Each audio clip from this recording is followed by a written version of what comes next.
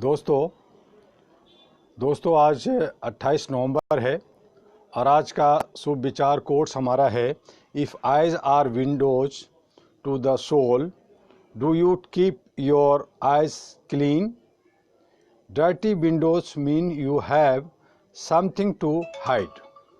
तो इन विचारों के साथ जो मैंने कहा था, बहुत सारी बातें होती हैं, लेकिन हमारी जो मानवाधिकार भ्रष्टाचार व मानवाधिकार की जो किताब है उसको हम थोड़ा थोड़ा कोर्स आपको सुना रहे हैं, ताकि आप तक हमारी किताबें नहीं पहुंची हैं। हमारी 7 किताबें और 1000 से ज़्यादा जो मैगजीन्स हैं, उन तमाम चीज़ों को हमें आप तक पहुंचाना होता है। और इसलिए हमने एक ये जरिया फेसबुक का लाइव से हमने निकाला है कि आपसे भी बात हो जाती है, हमारे एक दूसरे को हम देख भी लेते हैं। तो इस तरह से ये भ्रष्टाचार कारण व स्वरूप जो हमारे भ्रष्टाचार व ह्यूमन राइट्स की बुक की है, आप बुक्स को मंगाएं या हमारे एरा हेडक्वार्टर में आकर के उसे ले सकते हैं। हमारी 4 वेबसाइट है, 4 वेबसाइट पे भी जाकर के आप बुक्स को पढ़ सकते हैं, उस पर भी डाउनलोड किया हुआ। तो भ्रष्टाचार यानी भ्रष्ट आचरण, भ्रष्टाचार का संधि अगर विच्छेद करने पर करते हैं तो भ्रष्ट प्लस आचरण, भ्रष्ट प्लस जोड़ आचरण शब्द बनते हैं। इसका तात्पर्य यह हुआ कि भ्रष्ट अथवा बिगड़ा हुआ आचरण। भ्रष्टाचार का शाब्दिक अर्थ हुआ कि वह आचरण जो किसी भी प्रकार से समाज के लिए अनैतिक व अनुचित हो। स्वीकृत मूल्यों के विरुद्ध आचरण को भ्रष्टाचार कहते हैं। वर्तमान समय में भ्रष्टाचार मानव का सबसे बड़ा शत्रु है। विडंबना है कि भ्रष्टाचार रूपी दानव मानव द्वारा ही रचा गया है और यही अब मानव के लिए भस्मासुर साबित होता जा रहा है। माना जाता है कि सफलता व ताकत प्राप्त करने, संसाधनों के अधिक से अधिक फायदे के लिए किए जाने वाले बेजा इस्तेमाल को भ्रष्टाचार कहा जाता है। भ्रष्टाचार सिर्फ इतना ही नहीं है, भ्रष्टाचार की परिभाषा का दायरा बहुत बड़ा है। अगर सटीक शब्दों में कहा जाए तो स्थापित मूल्यों और समाज द्वारा स्वीकृत मापदंडों के विरुद्ध किए जाने वाले कार्यों को भ्रष्टाचार कहा जाता है। भ्रष्टाचार कई प्रकार के होते हैं। भ्रष्टाचार से तंत्र कमजोर पड़ता है, सुशासन के बदले लोग कुशासन के मार्ग पर चल पड़ते हैं। भ्रष्टाचार से विकास का मार्ग अवरुद्ध होता है। भ्रष्टाचार आपसी विश्वास को समाप्त करता है। भ्रष्टाचार से लोगों के मन में निराशा का जन्म होता है, जिससे व्यक्ति क्षुब्ध होता है, उसके काम करने की क्षमता प्रभावित होती है। भ्रष्टाचार से किसी भी समाज की सृजनात्मकता पर असर पड़ता है। भ्रष्टाचार के कारण ही कुशासन का जन्म होता है, अराजकता और जंगल राज की स्थिति पैदा होती है और आगे चलकर ये स्थिति देश की सुरक्षा के लिए खतरनाक बन जाती है। जिस अनुपात में देश व समाज में भ्रष्टाचार बढ़ता है, उसी अनुपात में मानवाधिकारों के उल्लंघन की घटना भी बढ़ जाती है। ऐसे में मानवाधिकारों के प्रति लोगों में को सचेत करने के लिए चलाए जाने वाले आंदोलन को भी क्षति पहुंचती है। भ्रष्टाचार से जहां मानवाधिकारों को ठेस पहुंचती है, वहीं यह मानवता के लिए अत्यंत ही घातक है। भ्रष्टाचार से सबसे ज़्यादा परेशान गरीब होता है।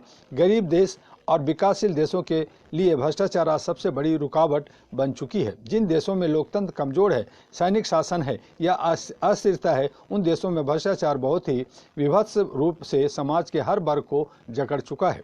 इसी वजह से आज दुनिया के तमाम देशों में मानव के विरुद्ध विभिन्न तरह के अपराध भी बढ़ रहे हैं।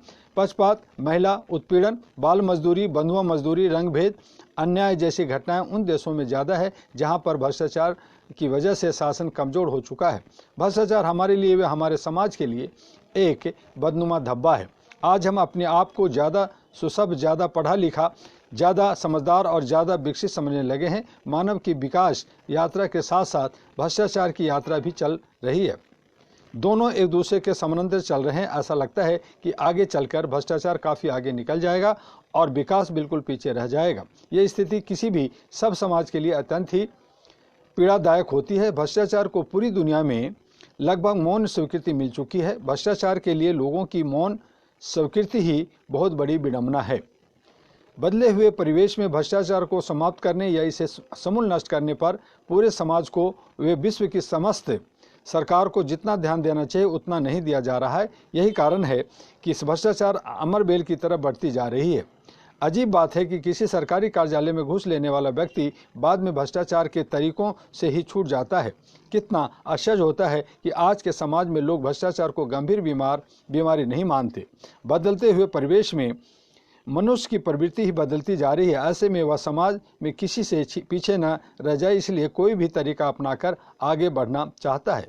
इस तरह की सोच ज़्यादातर लोगों ने अपना ही ली है। किसी छोटे नगर, कस्बे, बड़े नगर या महानगरों में बनी कॉलोनियों में रहने वाले लोग जब आपस में मिलते हैं तो एक दूसरे के स्तर के बारे में बात करते हैं। लोग यह नहीं बात करते कि कैसे समाज से भ्रष्टाचार को दूर किया जाए। बगल में किसी के पास कोई कार आ जाती है तो उसी स्तर का पड़ोसी भी कार लेने की बात सोचने लगता है। उसके इस परिवार के लोग भी उस पर दबाव डालने लगते हैं। जोड़ तोड़ करके वह व्यक्ति भी कार खरीद ही लेता है, भले ही उसे किस्तों पर क्यों न लेनी पड़े। इसी तरह से बहुत सी चीज़ें समाज में एक दूसरे को दिखाने के लिए हो रही है।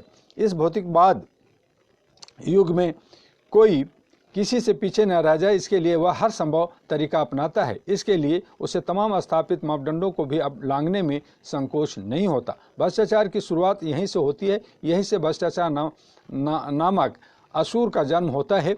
यह भ्रष्टाचार का छोटा स्वरूप होता है। जन्म लेने के बाद भ्रष्टाचार गलत तरीकों द्वारा ही सींचा जाता है और आगे चलकर यह भ्रष्टाचार का बड़ा वृक्ष बन जाता है। भारत हो, पाकिस्तान हो, अमेरिका हो, ग्रेट ब्रिटेन हो, ऑस्ट्रेलिया हो, कनाडा हो, स्विट्जरलैंड हो, ब्राज़ील हो, फिलीपींस हो या श्रीलंका, नेपाल हो, जर्मनी हो, स्पेन हो, इंडोनेशिया हो, मलेशिया हो या दुनिया के कोई भी देश हो, हर जगह भ्रष्टाचार से लोग परेशान हैं। आज मानव दोहरी जिंदगी जीने लगा है। एक तरफ वह भ्रष्टाचार के खिलाफ बोलता है और दूसरी तरफ किसी न किसी बहाने, किसी न किसी रूप में वह भी भ्रष्टाचार को बढ़ावा देने में लगा रहता है। भ्रष्टाचार अब मनुष्य के जीवन का आवश्यक अंग बनता जा रहा है। छोटी छोटी बातों पर झूठ बोल देना, डींगे हाँकना ज़्यादातर मनुष्य की आदत बनती जा रही है। मनुष्य मजाक में भी भ्रष्टाचार को बढ़ावा देता है और गंभीर होकर भी भ्रष्टाचार में लिप्त रहता है। यह हो सकता है कि कुछ मनुष्य तंत्र के मकड़जाल में जकड़े होने के नाते जाने अनजाने में भ्रष्टाचार को बढ़ावा दे रहे हैं, तो कुछ लोग जानबूझकर और ज़्यादा धन कमाने, यश प्राप्त करने, नाम कमाने के लिए भ्रष्टाचार को बढ़ावा देने में लगे रहते हैं। भ्रष्टाचार आज घरों में से शुरू होकर धार्मिक स्थलों, न्यायपालिका, कार्यपालिका, विधायिका तक पहुंच चुका है। एक गरीब आदमी से लेकर उच्च पद पर बैठा व्यक्ति सब किसी न किसी बहाने जाने अनजाने भ्रष्टाचार को बढ़ावा देने में लगे हैं।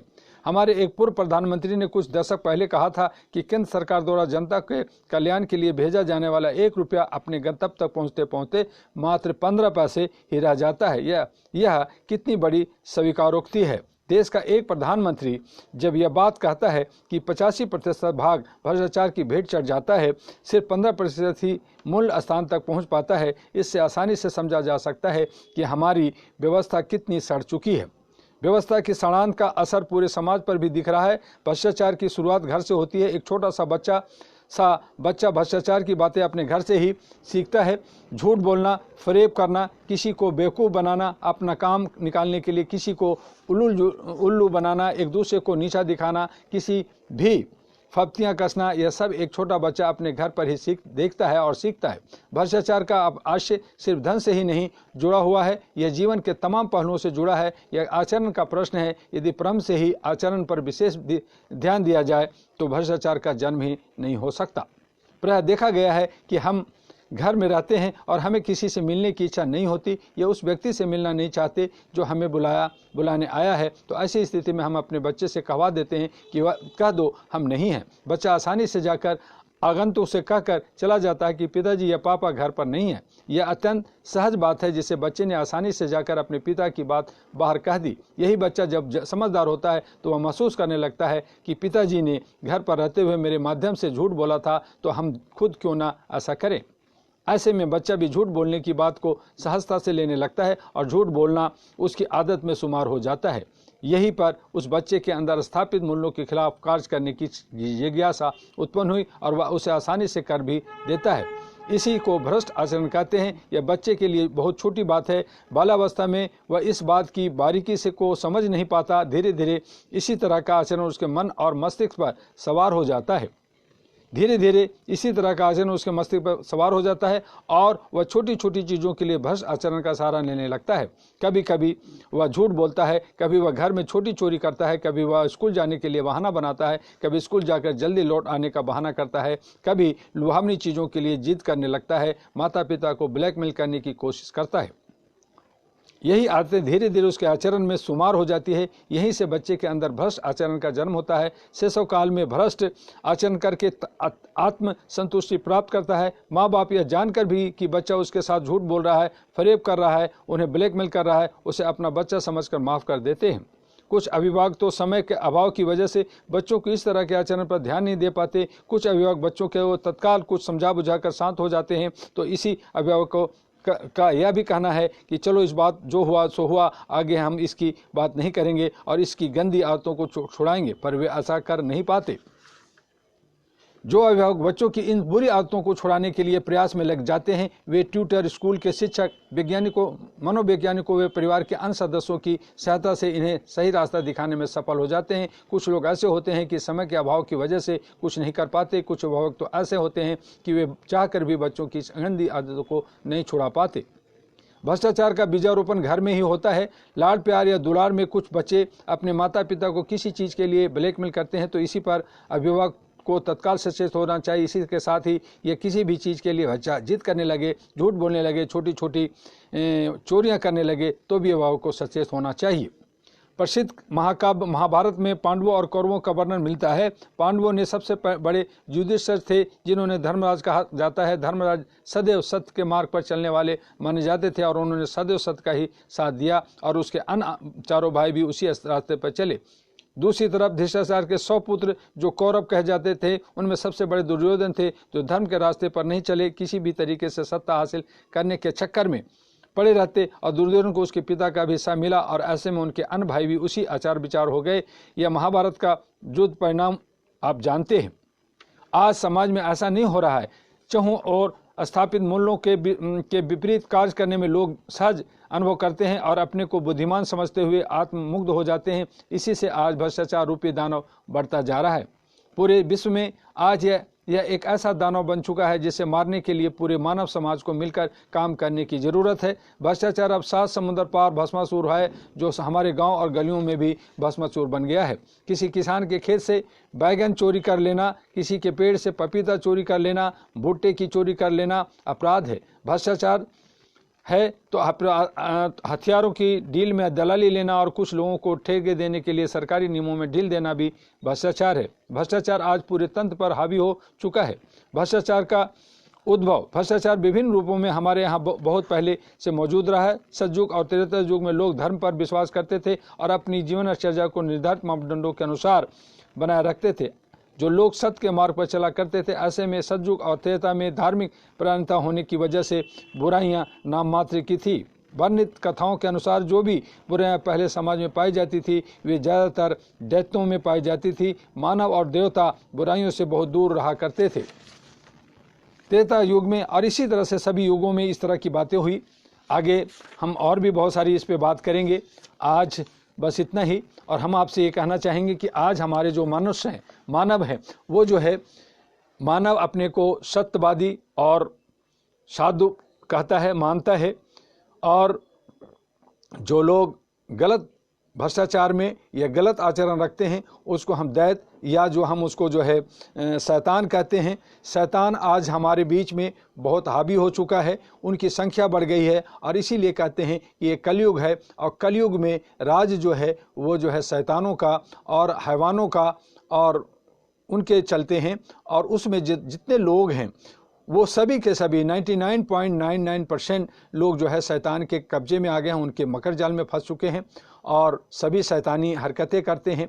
उसी को हम चाहे अंधभक्त कहें, चाहे हम जो है आस्था में डूबे हुए लोग कहें, जो इस तरह से बहुत सारी बातें आती है, तो वो सारी हैं। लेकिन जो सच्चे और अच्छे लोग हैं, जो समझदार हैं, वो जो है 0.01% हैं और वो बहुत ही शांत स्वभाव के लोग हैं। और उसी वजह से ये पृथ्वी, ये जो समाज जो टिका हुआ है, बाकी लोग जो है एक दूसरे को मारने तोड़ने में लगे हुए हैं। हम सभी मानवीय मूल्यों को स्थापित करने वाले मानवाधिकार के, ह्यूमन राइट्स के जो सदस्य और पदाधिकारी हैं, उन सभी को सचेत होकर करके हमें आगे बढ़ना चाहिए। और इसके लिए आप जो है हमसे प्रतिदिन 1 बजे फेसबुक लाइव पे आप हमसे संपर्क करें। 10 दिसंबर को हम यूट्यूब से आपको जो है 1 घंटे का 1 से 2 बजे तक का हमारा जो है उसमें कई कार्यक्रम होंगे, जिसको वर्चुअल कार्यक्रम कहते हैं, वो हम लोग करेंगे और उसके बारे में भी हम आगे आपको बताएंगे। आज बस इतना ही। आपका डॉक्टर अहमद हुआ। जय हिंद, जय भारत, नमस्कार।